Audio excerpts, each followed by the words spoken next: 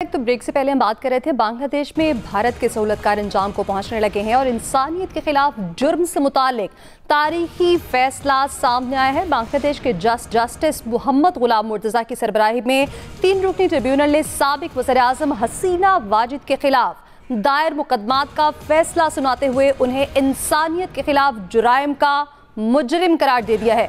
Tribunal की जानिब से शेख हसीना के साथ ही साबिक वज़ीर दाखिला असदुज़्ज़मान को भी सजाए मौत सुनाई गई है और ट्रिब्यूनल ने साबिक वज़ीर-ए-आज़म शेख हसीना वाजिद को सजाए मौत के हुक्म के बाद भारत से फौरी तौर पर हवालगी का भी मुतालिबा किया है। हमारा सवाल ये है, क्या भारत शेख हसीना वाजिद को बांग्लादेश के हवाले कर पाएगा? नवीद साहब, क्या कहते हैं आप?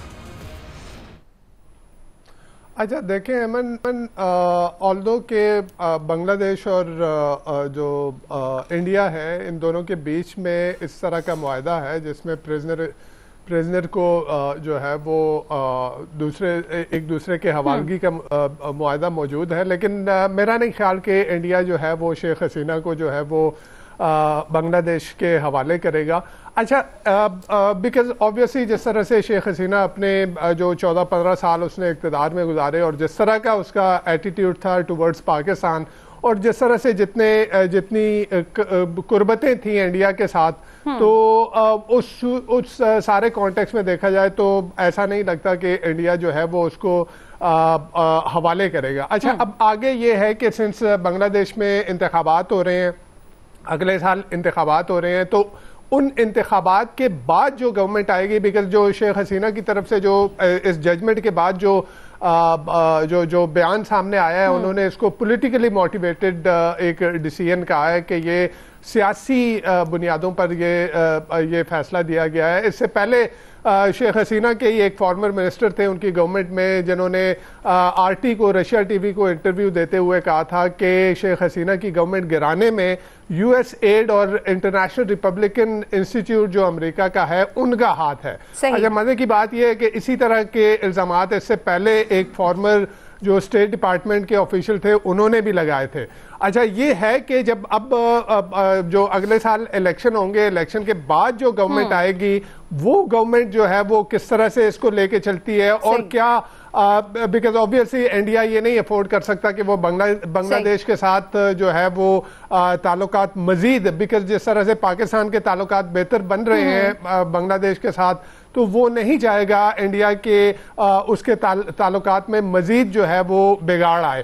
तो अगर वो इलेक्शन के बाद नहीं आने वाली गवर्नमेंट जो ढाका में आती है और उसकी तरफ से, बिकॉज ये जो इंटरिम गवर्नमेंट अभी है, इन्होंने तो इससे पहले भी इंडिया से बारहा ये बात की है कि शेख हसीना को एक्स्ट्राडाइट किया जाए, लेकिन वो उनके मुतालबात पे उस तरह से जो है वो अमल नहीं किया गया। लेकिन जो नई गवर्नमेंट आएगी, जो एक इलेक्शन के नतीजे में जो इक़्तिदार में आएगी, उनकी तरफ से अगर जब कोई मुतालबा इंडिया को किया जाएगा और इंडिया अगर वहां पे भी ले तो लाल से काम लेता है, तो फिर जो है वो मसाइल बनेंगे। तो नवीद साहब, बांग्लादेश की जानिब से तो मुतालबा किया जा रहा है कि उन्हें वापस किया जाए, ऐसा वो नहीं है जी, क्योंकि कई महीनों से वो वहां पर हैं। आमिर साहब, आप क्या समझते हैं, क्या बांग्लादेश प्रेशराइज कर पाएगा भारत को इस मुतालबे में?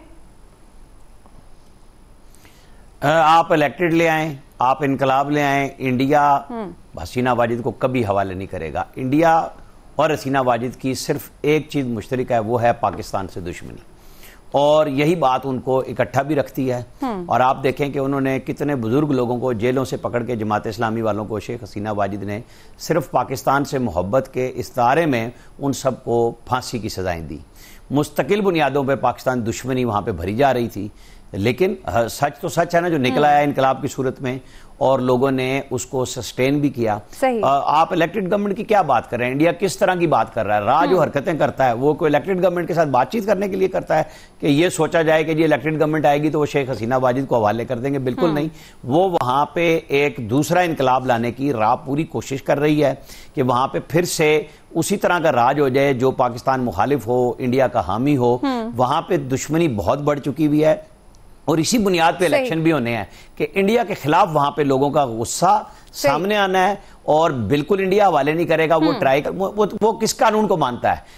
मकबूजा कश्मीर में वो कोई कानून मानता है? वो जो अपनी पड़ोसी रियासतों के साथ दुश्मनी कर रहा है, हर वक्त पैसा खर्च करता है। ये जो पाकिस्तान के अंदर वो BLA TTP सबको सपोर्ट कर रहा है, अफगान जो तालिबान की रजीम है उसको किस दुश्मनी में कर रहा है? पाकिस्तान दुश्मनी में। ये मुमकिन ही नहीं है कि अगर हम ये सिर्फ ये सोचें कि वहां इलेक्शन से कोई जीत जाएगी तो फिर आगे नहीं हो सकता, जिसकी मुखालफत करता है। अयाज साहब, आप क्या समझते हैं, क्या ये मुतालिबा पूरा हो पाएगा बांग्लादेश की जानिब से जो किया जा रहा है? भारत मानेगा, किसी कानून की दबाव में आएगा?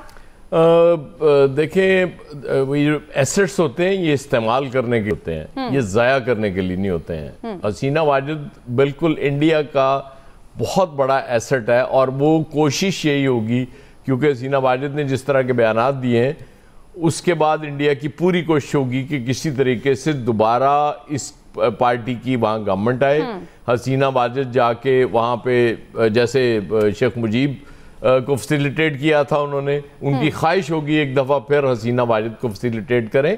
हसीना वाजिद ने नो डाउट एक मुआशी तरक्की भी हो रही थी उस दौर में, लेकिन घुटन इतनी ज़्यादा कर दी और इंडिया पे इतना ज़्यादा रिलाय कर लिया हसीना वाजिद ने कि लगता था कि अब मैं ताहयात इस मुल्क की सरबराह रहूँगी और मुझे कोई हाथ नहीं लगा सकता।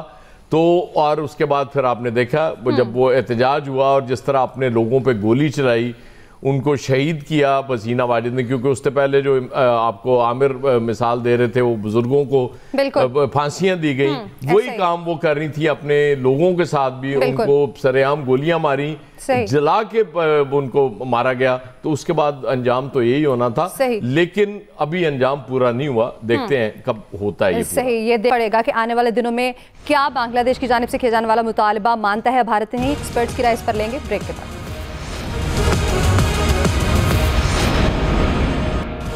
Welcome back.